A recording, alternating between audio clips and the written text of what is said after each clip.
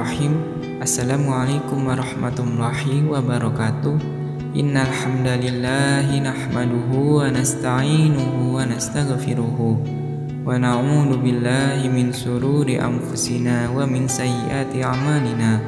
May yahdihillahu fala mudhillalah wa may yudlil fala hadiyalah. Asyhadu an la ilaha illallah wahdahu la syarikalah wa asyhadu anna Muhammadan abduhu wa rasuluh. Amma ba'du.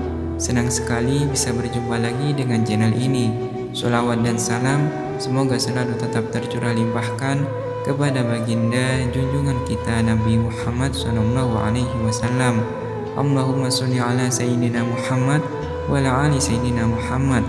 Harapan dan doa saya semoga Anda yang menonton video ini dan para pemirsa dari channel ini dimanapun Anda berada, semoga selalu diberikan kesehatan, rezeki, dan dalam lindungan Allah Subhanahu wa Ta'ala. Amin amin ya rabbal alamin. Siapa yang tidak kenal dengan sahabat Nabi Abdurrahman bin Auf?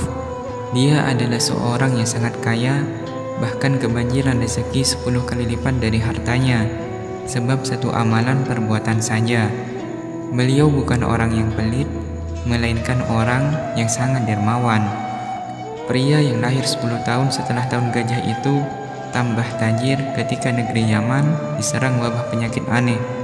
Suatu hari ketika para sahabat berkumpul, Abdurrahman bin Auf mendengarkan sabda Rasulullah bahwa kelak setelah dibangkitkan dan dihitungnya amal perbuatan manusia semasa hidup, orang yang kaya akan lebih lama menjalani perhitungan amal dibandingkan orang yang miskin, dan saya sungguh bersama orang-orang fakir dan miskin, ujar Rasulullah.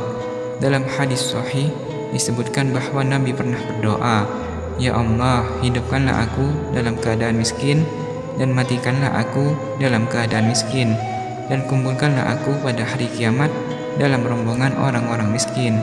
Sejak mendengar itu, Abdurrahman bin Auf merenung dan berkata dalam hati, "Saya tidak mau berlama-lama saat yaumul hisab karena kekayaan yang saya miliki."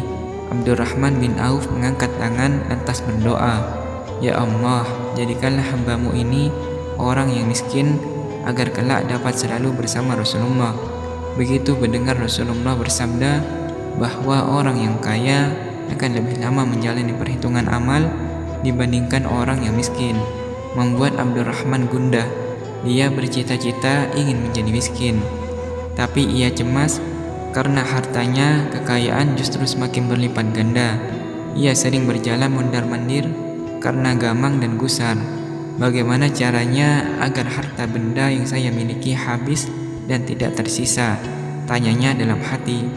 Namun sebelum lanjut, saya mengajak Anda untuk menekan tombol subscribe dan like agar channel ini selalu memberikan amalan dan menyebar kebaikan dunia dan akhirat. Namun garis tangan Abdurrahman sungguh ciamik.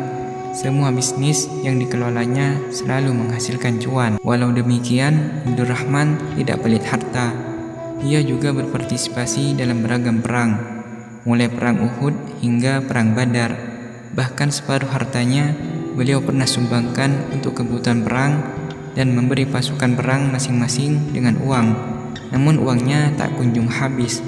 Suatu ketika seusai perang Tabuk, tumbuhan kurma siap panen yang ditinggalkan para sahabat menjadi busuk dan harganya anjlok.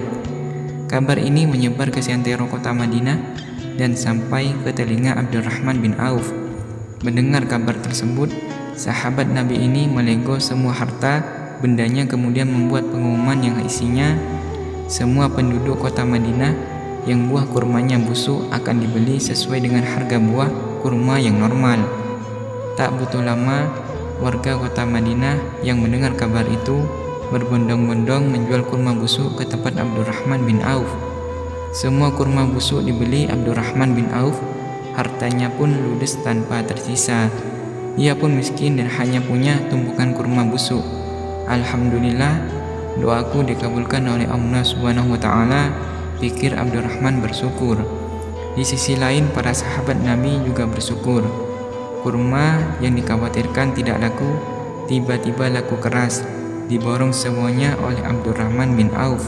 Sehari kemudian datang utusan dari negeri Yaman ke kota Madinah. Mereka menyampaikan berita tentang terjangkitnya wabah penyakit aneh di Yaman. Menurut dokter, wabah aneh tersebut akan cepat sembuh jika diobati dengan buah kurma busuk. Utusan ini menyebar pengumuman bahwa sedang mencari buah kurma busuk yang akan digunakan sebagai obat. Buah kurma busuk akan dibeli dengan harga 10 kali lipat dari harga buah kurma di pasaran. Warga penduduk kota Madinah yang membaca edaran pengumuman memberitahu utusan agar lekas pergi ke rumah Abdurrahman bin Auf. Di sanalah tempatnya buah kurma yang busuk, kata seorang warga. Tanpa pikir panjang, utusan raja tersebut mendatangi rumah Abdurrahman bin Auf. Mereka membeli semua kurma busuk miliknya dengan harga 10 kali lipat dari harga kurma biasanya. Kemiskinan rupanya enggan berhinggap di nasib Abdurrahman bin Auf. Abdurrahman bin Auf semakin kaya raya. Jumlah kekayaannya belum ada yang menandingi karena kurma yang seharusnya tidak laku malah laku terjual dengan nominal harga yang fantastis. Ketika akan wafat, Abdurrahman menangis.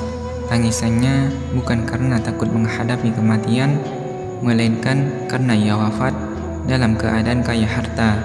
Ia berkata, sesungguhnya Mus'ab bin Umar lebih baik dariku.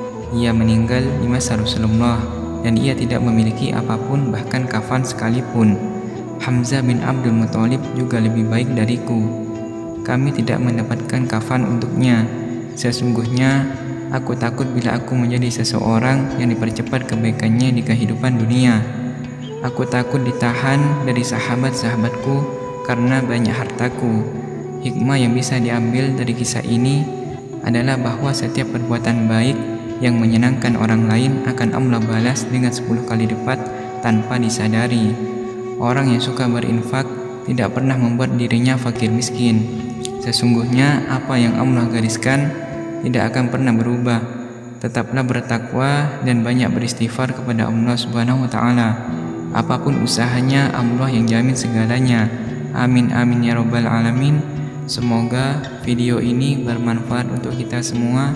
Semoga Allah berkati hidup kita dalam ketaatan dan rezeki yang berlimpah. Ihdinas siratal mustaqim. Wassalamualaikum warahmatullahi wabarakatuh.